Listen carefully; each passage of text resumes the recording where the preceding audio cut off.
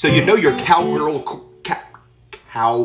chords, but you don't know with the notes, any of them. Where do you start? Who's this video for? People early on their fretboard knowledge journey, and anybody who hasn't seen this trick. It's actually a game changer. Let's see. And this is the trick right here. No, not the world's smallest fiddle. It's this shape, this slant shape. We're gonna pretend these fingers are kind of super glued together, not rigid, but together. Look at that, G chord.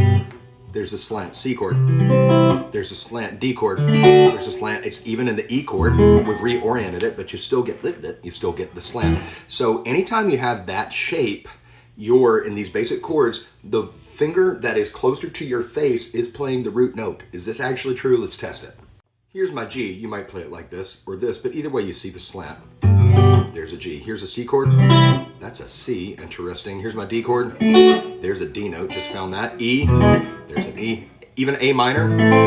It's there.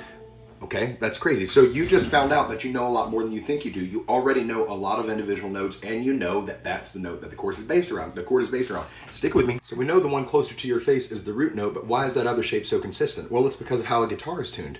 Your guitar teacher showed you, you got to do this. Wait, your guitar teacher just left you in the wild with an electronic tuner and allowed you to call yourself a musician. Okay, different topic. Let's move forward.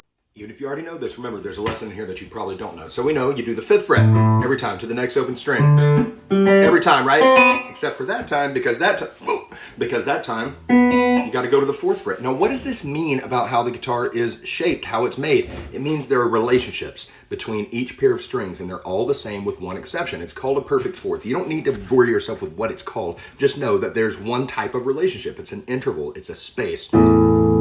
You separate them, it's not like here comes the bride, or here comes the bride, here comes the bride, and finally, here comes the bride. And there's one exception. There's one place where that interval is a little bit smaller. There's so much information here. Stick with me. Sticking with the perfect fourths. Because we know that each time you're on the same fret, you have a perfect fourth. That means that when you create a slant shape, you have an interval that is 1/2 step, 1 fret smaller than a perfect fourth. That's called a major third. And that's why all these major chords